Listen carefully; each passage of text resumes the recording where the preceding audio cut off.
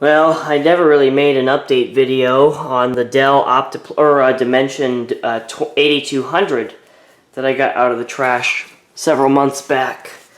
This is what became of it. It became a media center PC, a temporary one at least because of its age.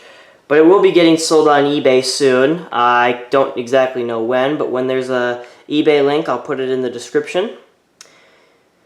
But basically what I did was I restored this machine to working order. The one thing I couldn't fix was the side panel issue with it you know how it kept falling off because the clips were broken. I wasn't able to fix that, but I was able to actually do some hardware upgrades and get this machine back to working order.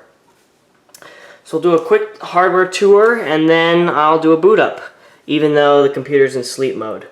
Anyways, here's the DVD drive that I installed. Took out of the Optiplex GX270, which I decided to scrap. I decided to just because the case was in such bad condition and it had a lot of broken parts. For instance, the floppy drive didn't work, neither CD drive worked. Actually, one of the CD drives, one of the CD drives that didn't work came out of this machine, and I took the DVD drive out of the Optiplex and put it in here, so that was one part scrapped. I was also able to scrap some other parts from the Optiplex, some RAM, the CPU, which is now in this machine. I'll explain that in a little bit. And the hard drive as well, which is also in this machine. Again, I'll explain that later. But anyways, so now the DVD drive, floppy drive is still original. We still have our USB 1.1 ports and a headphone port underneath this little flap here. It's still got its logo stickers intact.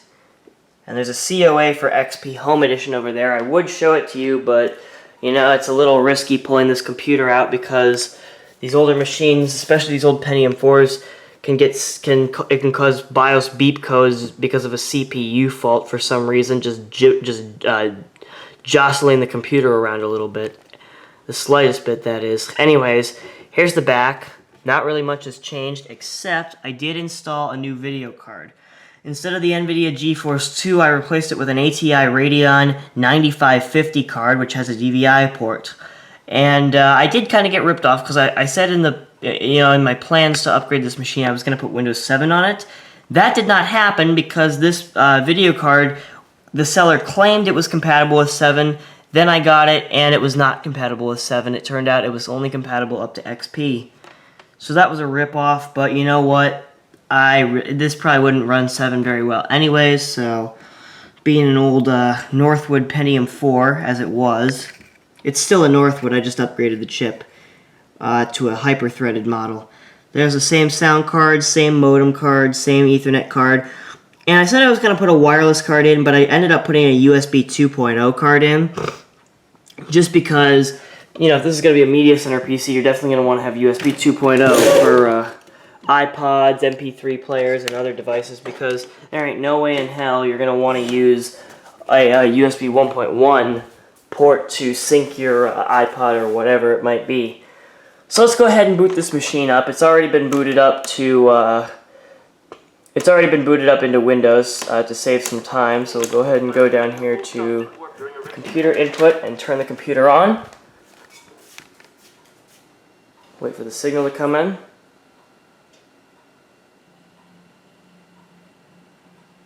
There we go. Go ahead and get the keyboard and mouse out. Here's the keyboard. And here's the mouse. I'm using...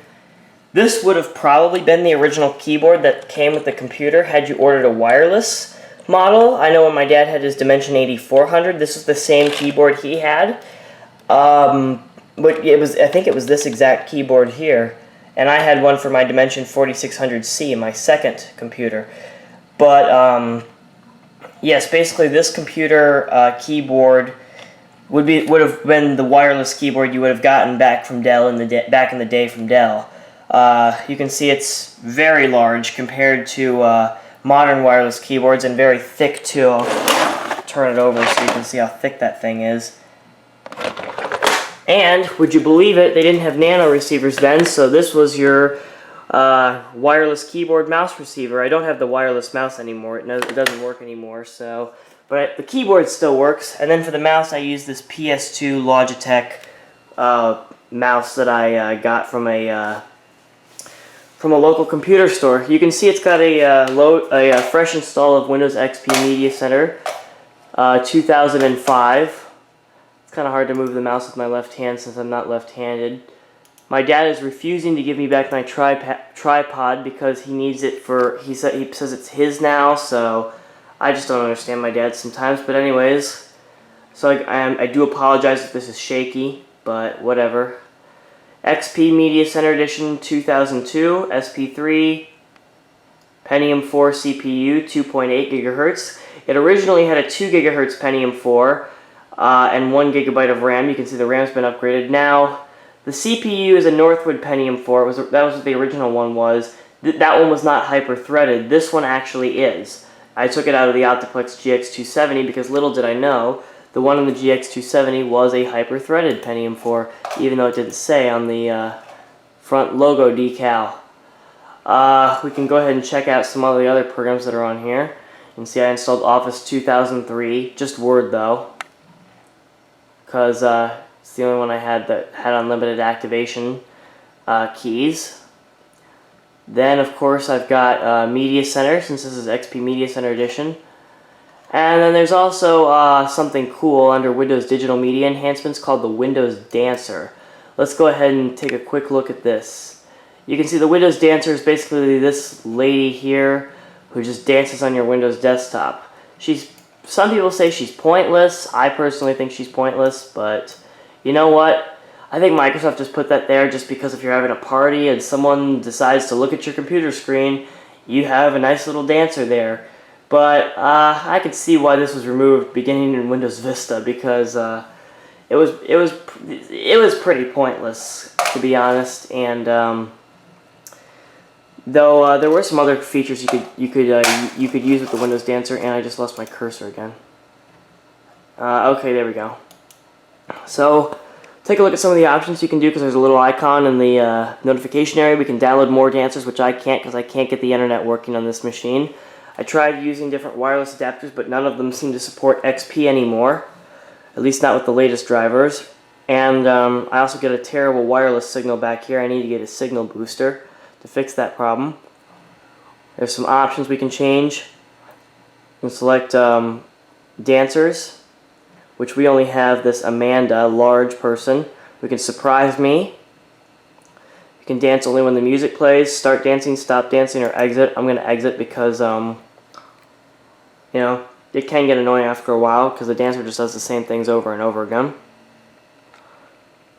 So now we're going to go ahead and take a look at Media Center, which you've probably seen in XP before, but, oh god, I don't want this on the start menu, this Windows Dancer. And I forgot that it is July 29th, so Windows 10 comes out today, which unfortunately we will be saying goodbye to Media Center. So as a tribute to Media Center,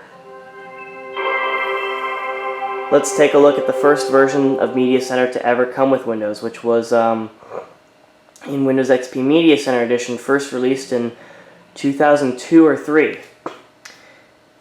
It always tries to connect with Windows Messenger, but that never works because Windows Messenger has been discontinued ever since the death of Windows XP.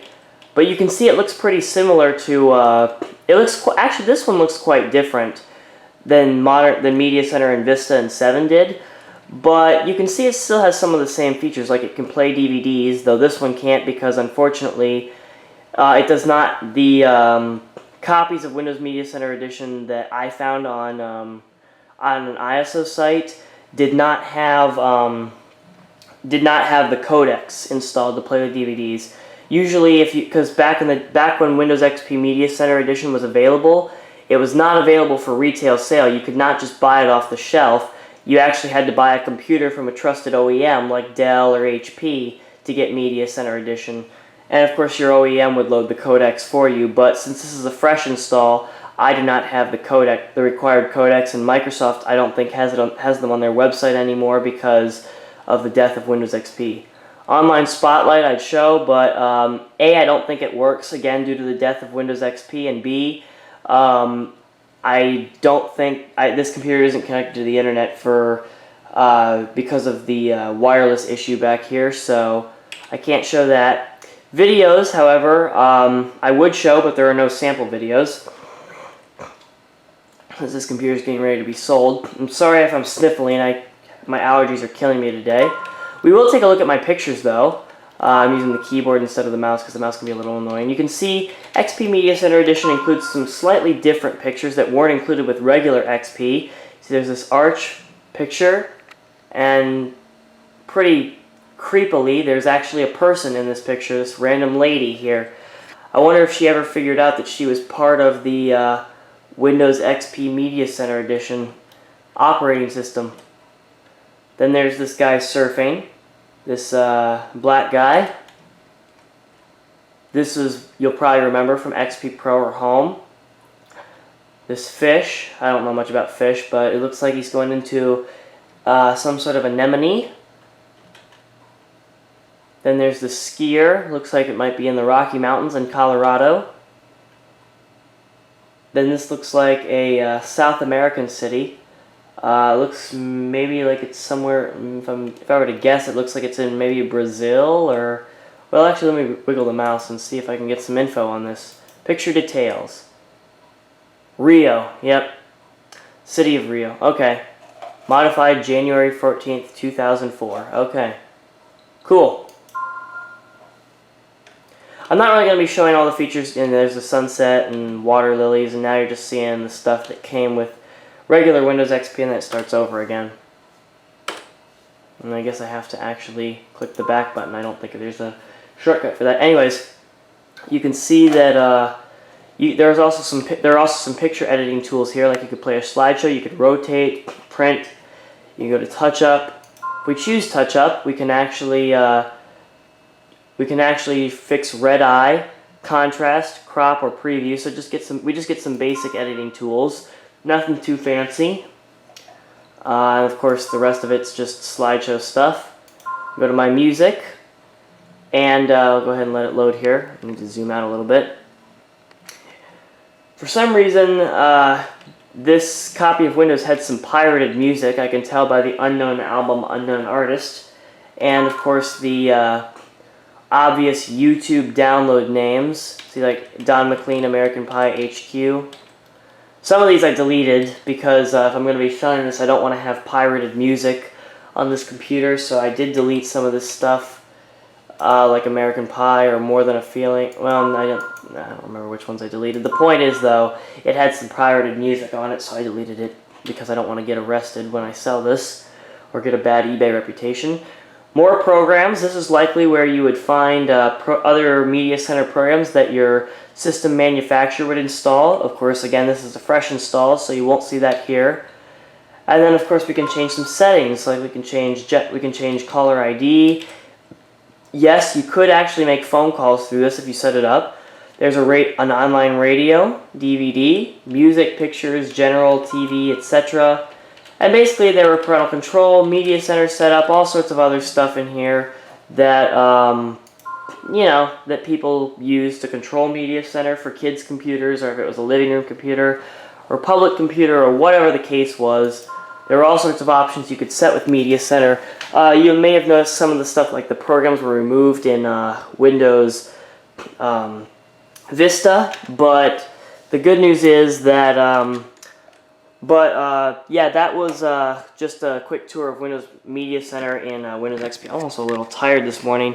Haven't been getting much sleep lately because I'm getting ready to go back to school the first week in August. But anyways, so I apologize if my commentary is less than desirable. Oh, and I forgot to show the other upgrade I did. I also, because I figured out how big the hard drive in this machine was. As you can see, we'll zoom in a little bit. It's only, move the cursor out of the way too, it's 10 gigabytes. I had no idea. That's way too small to be running a Media Center operating system. See, I only have 3 gigabytes free and 6.42 gigabytes used. So I figured that was way too small. So I decided to make another drive called the data drive, which is an 80 gigabyte Hitachi Desk Star, which came out of the Optiplex GX270. I also loaded CPU-Z on here so I could test the processor upgrade. So we'll go ahead and fire that up. Take a look at the specs, or at the processor. Pentium 4 HT inside. It's a Northwood, socket 478, 2.8 gigahertz. Some other information about it. 1 core, 2 threads. Cache and mainboard. Oh, here's another thing with the mainboard. See how it says chipset Intel i850? This processor could run faster if this were the i850E. The reason being is because when Dell made these machines, they made 2 different motherboards. Machines manufactured before May 6th of 2002 would have the older chipset, which is what this one has, the i850. Whereas ones made after May 6, 2002 had the i850E chipset, which could support a faster processor. Unfortunately, this is the older chipset, but since the motherboard works fine, I really have no desire to replace it. You can see it's BIOS version A09, which if I'm not mistaken, that is the latest version. September 13th, 2002 is the date I have there. Here's the RAM. Yes, it is RAMBUS.